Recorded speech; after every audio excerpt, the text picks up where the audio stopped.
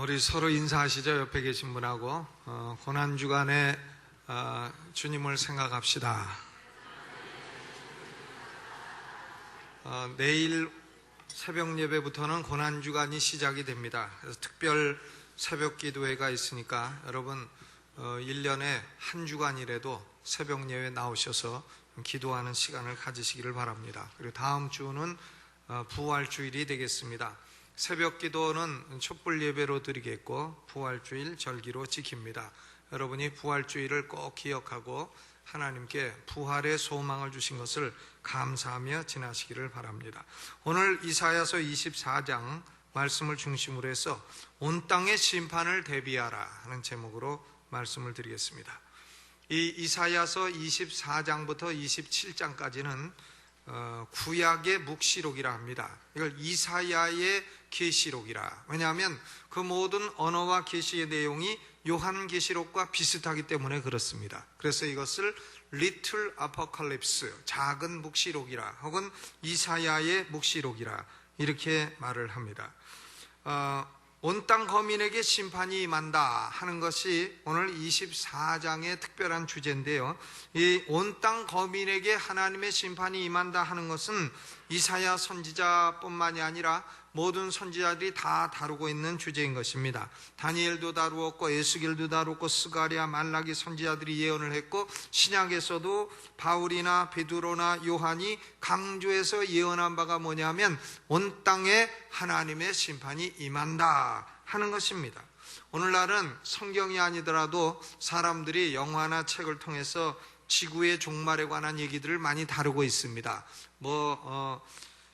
별들의 충돌이 일어나서 종말을 한다든가, 핵전쟁이 일어난다든가, 아니면 바이러스에 의해서 인류가 멸망한다든가, 외계인이 침입해서 망한다든가, 쓰나미가 일어나고 지진이 나서 자연재해가 일어나서 온 세계에 종말이 온다든가, 이런 주제들을 성경뿐만이 아니라 이제는 영화도 그렇고 책들도 그렇고 많이 다루고 있습니다. 이런 주제는 사실 다루고 싶지 않은 주제입니다만은 그러나 피할 수가 없는 주제인 것입니다.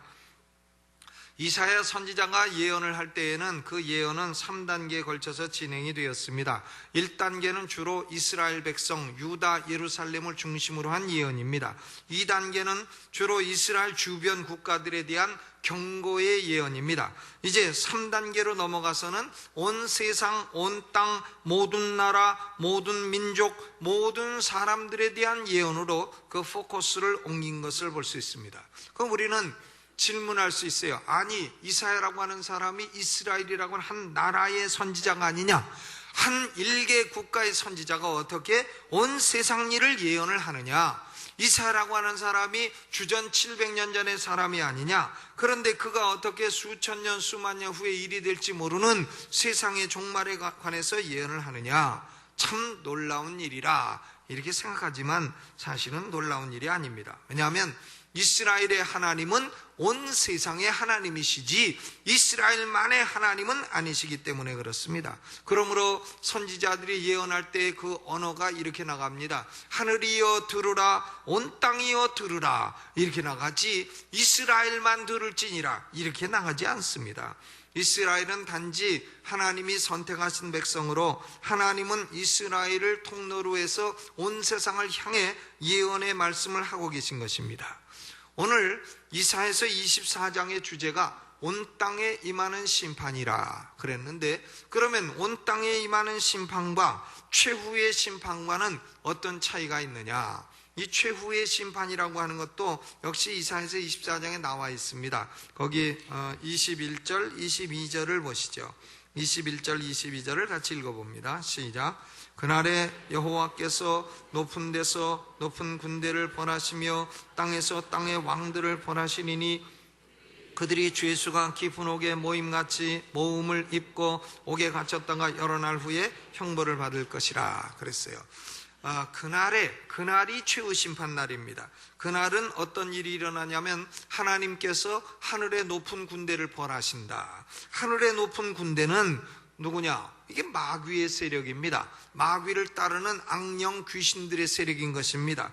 이것이 하늘의 높은 군대인데, 마귀와 악령 귀신들은 지금까지 거짓 종교나 거짓 철학이나 거짓 사상을 전파해서 인간을 파괴하고 사회를 파괴하고 하나님을 대적하고 이런 짓을 했습니다.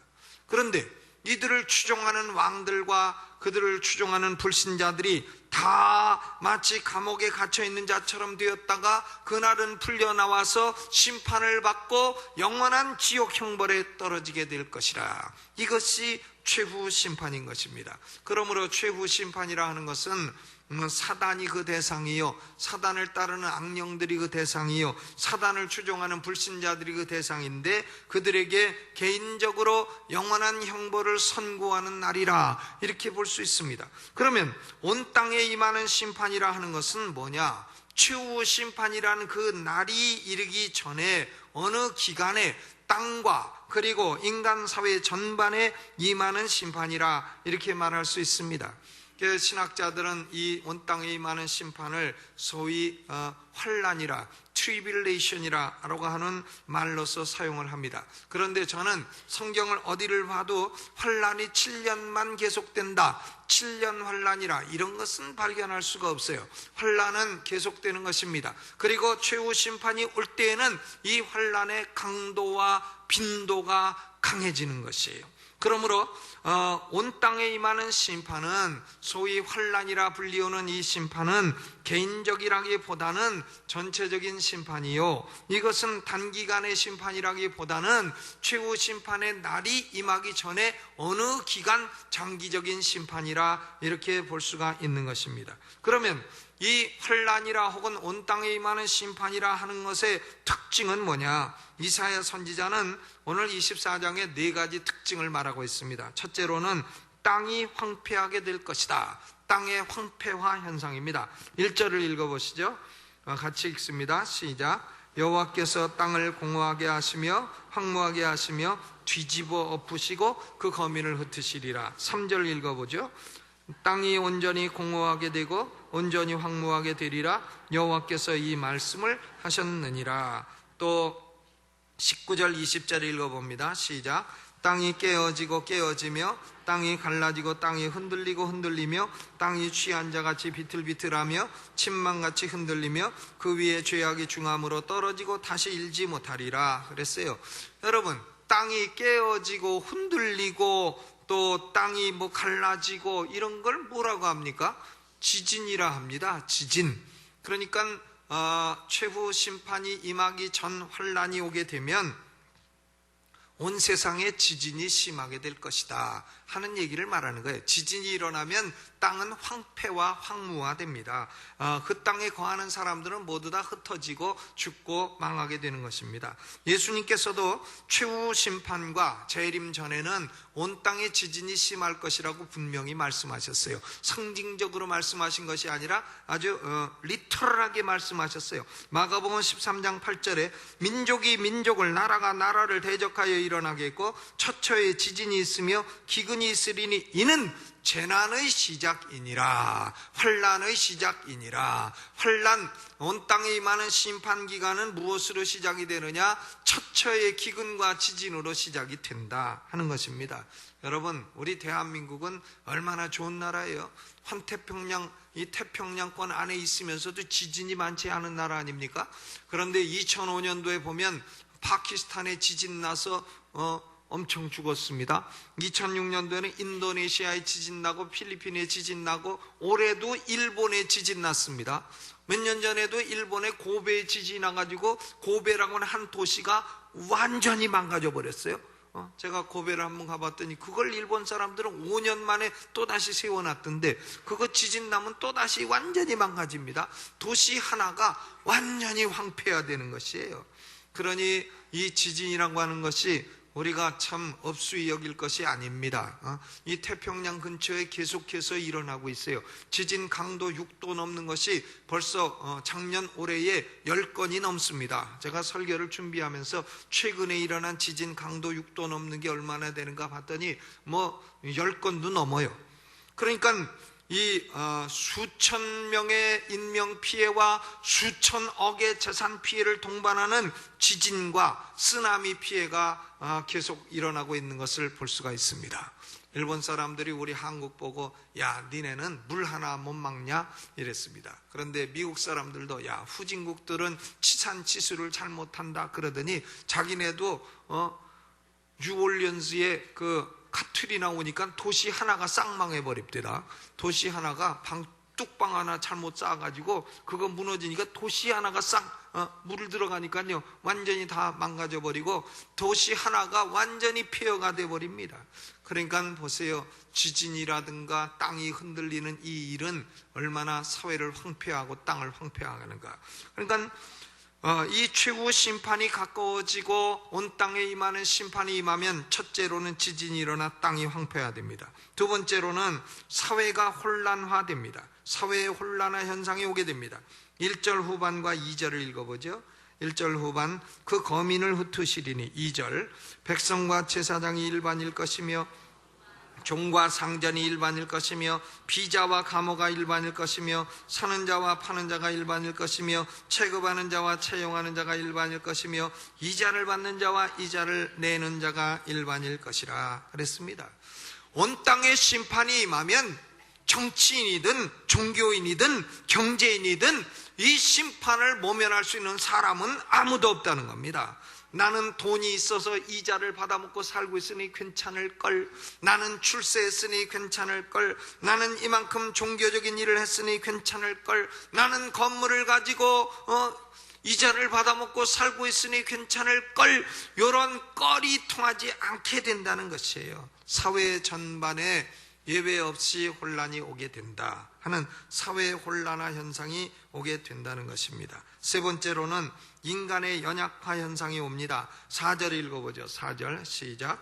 땅이 슬퍼하고 쇠잔하며 세계가 쇠약하고 쇠잔하며 세상 백성 중에 높은 자가 쇠약하며, 또 7절부터 봐요. 7절, 새 포도즙이 슬퍼하고 포도나무가 쇠잔하며 마음이 즐겁던 자가 탄식하며 솟구치는 기쁨이 그치고 즐거워하는 자의 소리가 마치고 수금 타는 기쁨이 그쳤으며 노래하며 포도주를 마시지 못하고 독주는 그 마시는 자에게 쓰게 될 것이며 약탈을 당한 성읍이 회파되고 집마다 닫히고 들어가는 자가 없으며 포도주가 없으므로 거리에서 부르짖으며 모든 즐거움이 암흑하여졌으며 땅의 기쁨이 소멸되었으며 성읍이 황무하고 성문이 파괴되었느니라 그랬습니다. 높은 자도 약해지고 또 술 마시던 자도 포도주가 다 말라버리고 거기 포도주가 슬퍼한다. 그런데 포도즙이 슬퍼하고, 포도즙이 어떻게 슬퍼해요? 포도즙이 말라버렸다 그 말이죠. 포도주가 마시려고 하면 말라붙어서 넘어오는 게 없네. 그리고 독주는 마시는 자에게 쓰게 될 것이라. 9절, 독주는 영어 성경에는 beer라고 되어 있어요. beer. The beer is bitter to its drinkers. 맥주가 마시는 자에게 쓴맛이 될 것이라. 맥주 쓰진 않죠. 카스 탁 떠가지고 탄산가스 탁 올라오고, 그래서 참 테니스 한번 치고 마시면 시원하죠. 골프 한번 치고 마시면 참 시원하죠. 그런데 그 맥주가 쓴맛이 될 것이라. 목사님은 그거 시원한 거 어떻게 아시오? 네, 예, 전에 다 먹어봤으니까 알지 안 먹고 어떻게 알겠어요.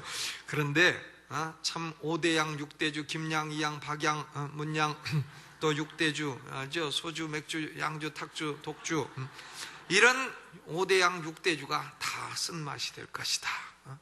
술이 써서 못 먹게 될 것이다. 그리고 거기 보니까 가무음주, 술 마시면 연주하면서 뭐 수금을 울려라, 비파를 울려라, 소고치고 수금 타고 기타를 쳐라, 가무를 울려라 이렇게 합니다마는 술 마실 때 연주하던 그 모든 가무 음주가 다 그치게 될 것이라. 높은 사람도 약해지고 기쁜 사람도 슬퍼지고 즐겁던 사람도 이제는 비참하고 가련한 신세가 될 것이라. 인간 사회가 그렇게 된다는 거예요. 네 번째로는 우주적인 기상이변이 수반될 것이라 그랬어요. 23절에 그때에 달이 모색하고 해가 부끄러워하리니 그랬습니다. 여호와께서 심판주로 임하시니까 해와 달도 감히 그 빛을 내지 못한다, 기상이변이 일어난다 하는 것입니다. 예수님께서도 재림 전에는 기상이변이 있을 것을 말씀하셨습니다. 마가복음 13장 24절로 26절에 그때의 그 환난 후에 해가 어두워지며 달이 빛을 내지 아니하며 별들이 하늘에서 떨어지며 하늘에 있는 권능들이 흔들리리라. 그때의 인자가 구름을 타고 큰 권능과 영광으로 오는 것을 사람들이 보리라 그랬어요. 예수님이 재림하실 그때의 그 전에는 해도 어두워지고 달도 빛을 안 내고 별들이 흔들리고 이런 현상이 일어난다. 이게 기상이변이죠. 요새 말로 하면 기상이변이라. 여러분, 요새 TV 뉴스에 보면 이 기상이변이 중요한 주제입니다. 엘니뇨 현상이라는 게 있죠. 바닷물이 뜨뜻해집니다. 바닷물이 뜨뜻해지면 그게 뜨뜻해지거나 말거나 나하고 무슨 상관이냐 이렇게 생각하지만 그게 아닙니다. 그게 뜨뜻해지면 우리 대한민국의 온도가 0.5도 올라가게 되고 그렇게 되면 질병이 10%나 더 퍼진다는 거예요. 바닷물이 0.5도만 올라가도 우리 중에 병 걸려 죽는 사람이 10%가 늘어난다. 이런 것이 기상이변입니다. 참 그래서 이 엘니뇨 현상 때문에요, 매년 3만 명이 죽어간다는 거 아닙니까? 3만 명 전염병이 돌아가지고. 그러니까 이 기상이변이 참 큰 문제입니다.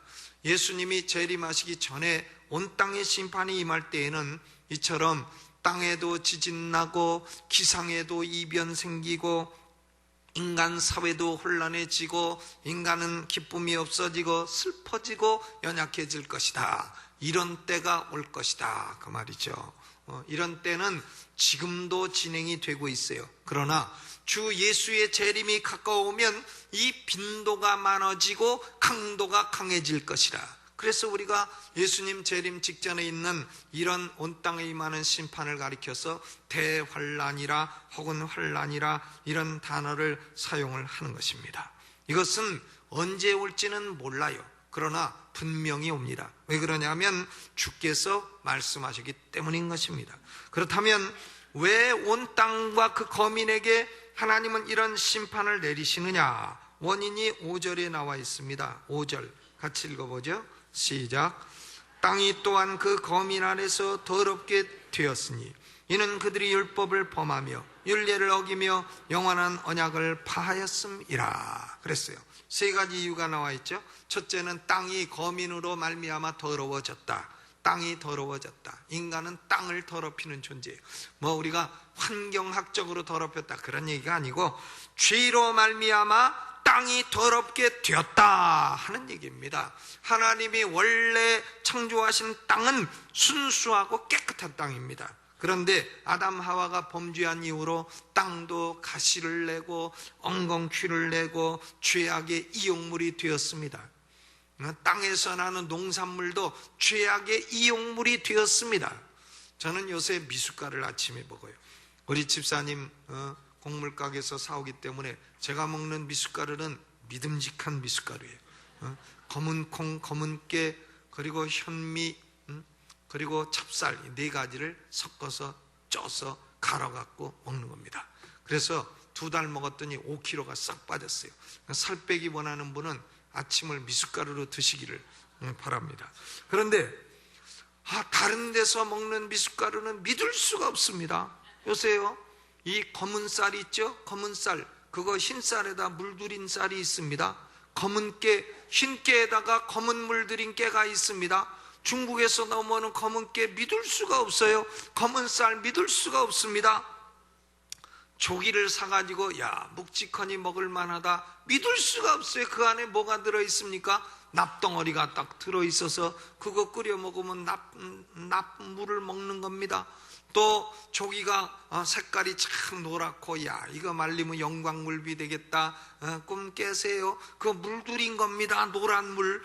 참 땅에서 나는 산물들을 인간이 말이죠, 죄로 이렇게 변질시키고 있습니다. 땅도 죄악의 이용물이 되고 있는 것이다, 그 말이에요. 그리고 사람들이 무고히 죽인 흘린 피가 여기저기서 나는 억울합니다, 억울합니다, 이렇게 호소를 하고 있지 않습니까? 나는 김정일에게 죽었습니다, 김정일이가 나를 억울하게 죽였습니다, 300만이 지금 호소를 하고 있는 거예요. 그러므로 인간이 죄악을 범함으로 말미암아 땅이 거민으로 인하여 더럽게 되었다. 더럽게 되었기 때문에 하나님이 심판하시는 것입니다. 두 번째로는 그 땅에 거하는 인간이 율법을 범하며 율례를 어겼다 그랬어요. 율법을 범하고 율례를 어겼다. 그럼 우리는 참 율법이라 하고 율례라 하는 것은 모세가 시내산에서 받은 십계명을 말하고 그 십계명에서 나온 갖가지 율례를 말하는 것인데, 그러면 질문이 있지 않습니까? 아니, 이상하다. 오늘 이사야서 24장은 온 땅 모든 백성이라고 하는, 모든 백성에 임하는 심판이라고 하는 컨텍스트인데 왜 유대인들이 시내산에서 받은 율법을 어긴 것이 그 원인이 되느냐? 우린 그렇게 질문해 볼 수 있어요. 저는 그렇게 질문을 했습니다. 그런데 사도 바울이 이 질문에 대해서 대답을 주고 있습니다. 로마서 2장 12절, 무릇 율법 없이 범죄한 자는 또한 율법 없이 망하고 무릇 율법이 있고 범죄한 자는 율법으로 말미암아 심판을 받으리라. 로마서 2장 14절 15절, 율법 없는 이방인이 본성으로 율법의 일을 행할 때에 이 사람은 율법이 없어도 자기가 자기에게 율법이 되나니 이런 이들은 그 양심이 증거가 되어 그 생각들이 서로 혹은 송사하며 혹은 변명하여 그 마음에 새긴 율법의 행위를 나타내느니라 그랬습니다. 여러분, 유대인들에게는 하나님의 거룩한 법이 명문으로 주어졌어요. 두 돌비에 하나님의 손가락으로 직접 써서 주신 거예요. 글로 기록이 됐습니다. 그러나 우리가 유대인이 아니지만 우리의 양심, 우리의 마음속에는 하나님의 법이 기록이 된 것이에요. 그러므로 아무리 이방인이라도 사람 죽이는 게 나쁘다는 거 압니다. 도적질하는 게 나쁘다는 거 압니다. 부모를 거역하는 게 나쁘다는 거 압니다. 또 간음하는 게 나쁘고 탐심을 갖는 것이 나쁘다는 걸 압니다. 왜냐하면 하나님이 거룩한 율법을 우리 양심에 새겨놓으셨기 때문에 그런 것입니다. 그러므로 하나님의 거룩한 율법은 유대인에게는 문자로 주셨고 이방인에게는 양심으로 주셨고, 고로 율법은 이방인에게나 유대인에게나 모두 심판의 기준이 되는 것입니다. 그러므로 하나님이 율법을 어긴 것을 이유로 해서 온 땅에 심판을 가하실 때에 그 심판은 의로운 심판이요 정당한 심판인 것입니다. 세 번째, 온 땅의 심판의 원인이 뭐냐? 영원한 언약을 파하였다 그랬어요. Eternal Covenant, Everlasting Covenant. 영원한 언약은 뭡니까? 히브리서 13장 20절에 양의 큰 목자이신 우리 주 예수를 영원한 언약의 피로 죽은 자 가운데서 이끌어내신 평강의 하나님이라 그랬어요. 우리 사람은 율법을 다 어겼습니다. 너나 나나 율례를 다 어겼어요. 뭐 너는 죄인이고 나는 의인이다 그럴 사람 없습니다. 의인은 없나니 하나도 없도다. 죄를 안 지은 사람은 한 명도 없습니다. 그런데 문제는 뭐냐면 율법을 어긴 죄인들이라 할지라도 예수 그리스도를 믿고 예수의 피를 의지하면 죄 사함을 받고 영생을 얻고 부활에 참여하게 된다. 이것이 하나님께서 인간과 맺으신 언약인 겁니다. 이걸 가리켜 영원한 언약이라.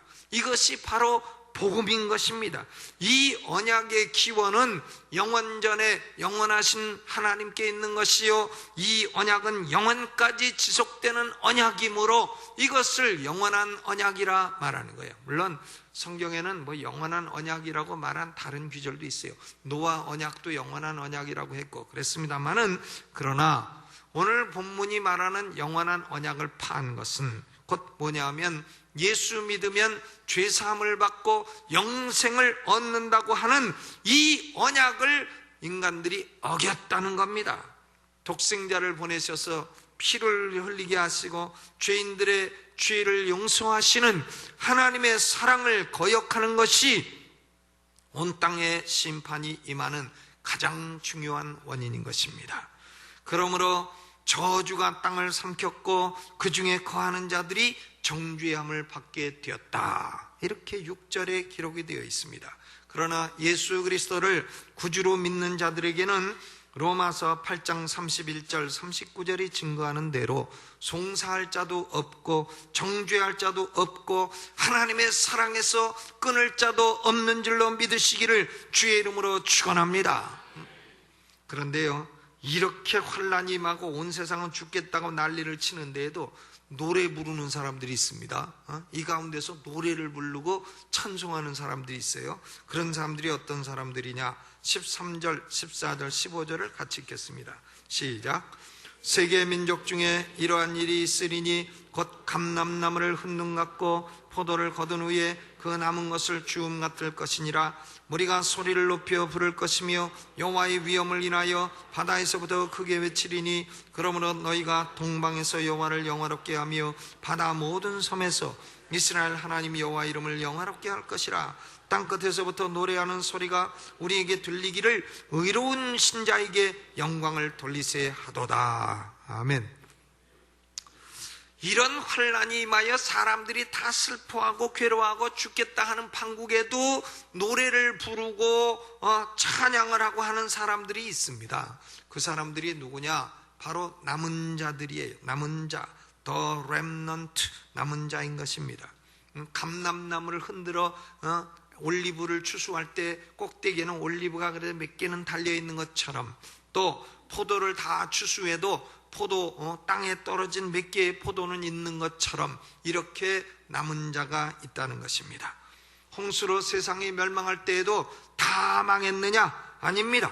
노아의 일가족 8명은 살아남았어요. 남은 자가 되었습니다.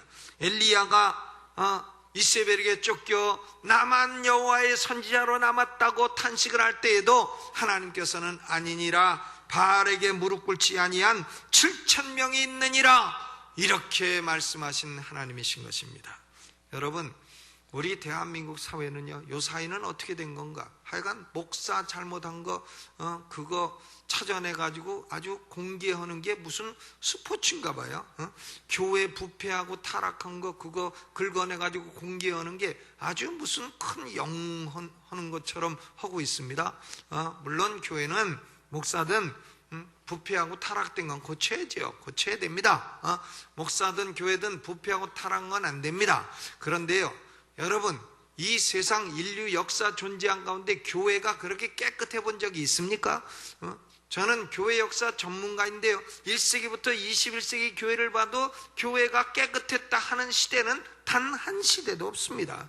교회는 언제나 싸움이 있고 다툼이 있고 부패가 있고 타락이 있는 것이 교회예요. 왜? 교회를 구성하고 있는 사람들이 부패하고 타락한 죄인들이기 때문에 그렇습니다. 용서받은 죄인들이 교회를 형성하고 있기 때문에 교회는 언제나 어느 시대나 부패했고 타락했어요. 그러나 여러분 기억하세요. 그래도 세상보단 낫다는 것을. 교회가 타락하다고 공격하지만 세상보다는 그래도 낫다는 것을. 그런데요, 우리는 세상이 부패하고 교회가 부패하고 타락했다 할지라도 그래서 교회 가지 말아야 되겠다, 그러니 이제 예수 그만 믿어야 되겠다, 이래서는 안 되는 거예요. 왜? 언제나 부패하고 타락했습니다마는 그 가운데 하나님은 남은 자를 어느 시대나 남겨두신 거예요. 참으로 신앙을 지키고 참으로 믿음을 가지고 살고 있는 남은 자들은 엘리야가 나 혼자 남아있다고 탄식할 때에도 7,000명이 있었던 겁니다. 언제나 믿음을 따라 참된 신앙을 지키는 남은 자들이 있다고 하는 사실을 꼭 기억하시기를 바랍니다. 그러므로 어느 목사가 어떻게 부패했다, 어느 누가 타락했다, 그게 중요한 게 아니에요. 그게 중요한 게 아니고 나는 과연 믿음으로 사는 남은 자인 것인가? 나도 그 사람보다 덜 부패, 나도 부패하지 않았는가? 나는 과연 의롭게 사는 남은 자인가? 이걸 생각하는 것이 훨씬 더 중요한 일이다, 그것입니다. 똥 묻은 개가 겨 묻은 개를 탓하면 되겠어요? 저는 똥 묻히고 다니는 주제에. 그러므로 이 남은 자들은 어느 시대나 있는 것이고, 중세기 교회가 타락했다 해도 남은 자가 있는 것이고, 종교개혁 시대에 타락했다 해도 남은 자는 있는 것이고, 교회가 사람이 많이 모였다 해도 그것이 다 신자가 아니요 참된 하나님의 백성이 아니요 그 가운데 남은 자가 언제나 있는 것입니다. 그런데 이 남은 자들은 온 세상이 슬퍼해도 기쁨으로 소리치는 사람들입니다. 이 남은 자들은 온 세상이 하나님의 율법과 율례를 거역해도 하나님을 영화롭게 하는 사람들입니다. 이 남은 자들은 어떤 상황에 처해 있든지 상관없이 노래하며 의로우신 하나님께 영광을 돌리는 사람들이라 그 말입니다. 여기 14절 15절에 보면 이 남은 자들이 어디 있느냐, 14절에는 바다에서부터, 15절에는 동방에서, 또 모든 섬에서, 이렇게 세 군데에서 남은 자들이 찬양할 것이다 이렇게 했는데요, 이것이 번역이 아주 성경마다 다르게 돼 있어요. 바다에서부터 하는 것은 유대인의 입장에서 보면 바다가 서쪽이기 때문에 서쪽에서부터 이렇게 번역한 책도 있어요. 또 서쪽이니까 그러면 두 번째는 어디냐, 동쪽이 돼야 될 거다 해서 동방에서부터 이렇게 번역을 했습니다. 그래서 이 동방이라는 말 때문에 뭐 갖가지 이단이 대한민국에서 많이 나왔는데요, 사실은 이런 것은 뭐 서쪽이다 동쪽이다 이런 얘기보다는 뭐냐면 그 당시에 남은 자들이 처해 있는 상황이 어렵다 하는 걸 의미하는 겁니다. 바다라고 하는 것은 파도가 있는 것이요, 또 동방이라고 번역된 것은 킹 제임스 버전에는 in the fires라고 되어 있어요. 불속이라고 번역이 되어 있습니다. 그러므로 하나님의 택한 자들이 바다에 있든지 불속에 있든지 아니면 섬에 있든지, 섬이라고 하는 것은 뭡니까? 귀양 가는 거 아닙니까? 귀양. 파도가 치는 곳에 있든지 아니면 불속에 있든지 아니면 귀양살이를 하든지 간에, 어떤 어려운 형편 처지에 있든지 간에 남은 자들은 여호와를 찬양하고 여호와를 노래한다는 그런 뜻인 것입니다. 그러면 이들은 온 땅이 심판받는 상황에서 어떻게 이렇게 소리치고 노래하며 하나님께 영광을 돌릴 수 있습니까? 그것은 땅은 망해도 이들은 의에 거하는 바 새하늘과 새 땅을 바라보기 때문에 그렇습니다. 이 땅은 망해도 하나님은 남은 자들에게, 믿음으로 사는 사람들에게 새하늘과 새 땅을 예비해 두셨다, 그걸 보기 때문에 온 땅이 망하는 것으로 슬퍼하지 않습니다. 또 그동안에는 악인들이 번영하고 큰소리치던 세상인데 보면 악인들, 야 저거 좀 빨리 안 죽나, 이런 악인들이 잘 되고 흥황하는 게 얼마나 많습니까? 하나님이 과연 진짜 살아계신, 저런 악인들 잘 되는 거 보니까 하나님이 주무시고 계신가 봐, 이렇게 아삽이라고 하는 사람의 시편 73편에 고민도 하지 않았습니까? 그런데 그 번영하고 큰소리치던 악인들이 이제 하나님이 심판하시는 공의의 심판이 왔다, 그러니까 기뻐하는 거예요. 악은 심판받아야 기쁜 겁니다. 악이 잘 되면 그것은 잘못돼 가고 있는 것입니다. 악인은 심판받는 것입니다. 악인과 같이 한 짝을 이루는 사람도 역시 심판받게 되는 것이. 그러므로 남은 자들은 심판하시는 하나님의 위엄과 하나님의 의로우심을 보고, 하나님은 얼마나 위엄 있고 의로우신 분이신가, 이걸 보고 여호와를 찬양하고 여호와께 영광을 돌린다는 것입니다. 여러분, 타임지를 보게 되면 미국 사람들의 17%는 자기 생애에 종말이 올 것이라고 생각하고 있다는 통계가 있습니다. 아마 우리 시대에 종말이 올지 아니면 안 올지 그것을 알 수 있는 사람은 아무도 없습니다. 그러나 분명한 것은 우리가 살고 있는 이 시대에는 점점 이사야가 예언하고 있는 온 땅에 임하는 심판의 강도와 빈도가 점점 높아지는 시대에 우리가 살고 있다는 것은 분명한 것입니다. 최후의 심판의 때에 점점 다가가고 있는 시대에 우리가 살고 있다 하는 것은 분명한 것입니다. 그러므로 땅에 소망을 두지 마시기를 바랍니다. 하늘의 소망을 두고 사시기를 주의 이름으로 축원합니다. 왜냐하면 땅은 심판받아 다 황폐하고 황무화될 것이기 때문에 그렇습니다. 그러므로 사도 바울이 골로새 3장 2절에 위의 것을 생각하고 땅의 것을 생각지 말라 이렇게 말씀했어요. 위의 것을 생각하는 사람은 사상이 다르고 신앙이 다르고 관점이 다르고 언어가 다르고 삶이 다른 것입니다. 우리 믿음으로 사는 남은 자들은 세상과는 달리 사시기를 주님의 이름으로 축원합니다. 그것이 심판을 피하는 유일한 길입니다. 오늘 이 말씀 생각하며 두 손 들고 주의 이름 크게 부르고 통성으로 기도합니다. 주여! 여러분의 소망은 어디에 있습니까? 땅에 있습니까? 하늘에 있습니까? 이 생에 있습니까? 아니면 영원 세계에 있습니까? 하나님은 말씀하십니다. 이 땅은 멸절될 것이라고, 이 땅은 불로 심판받는 때가 올 것이라고, 하늘이 큰 소리로 떠나가고 이 땅의 모든 것도 다 불에 풀어질 때가 올 것이라고 말씀을 하십니다.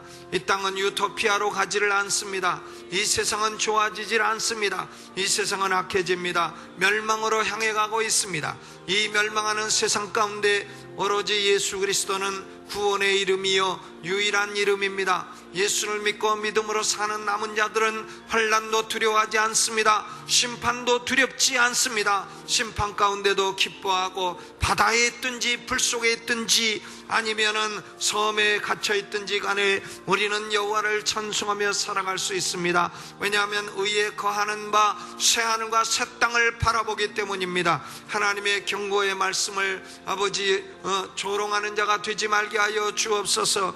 그리고 우리는 어떻게 살아야 합니까? 거룩과 경건으로 이 땅에 믿음으로 살아가 의로운 남은 자가 되어 살게 하여 주옵소서. 예수님의 이름으로 기도하옵나이다. 아멘. 준비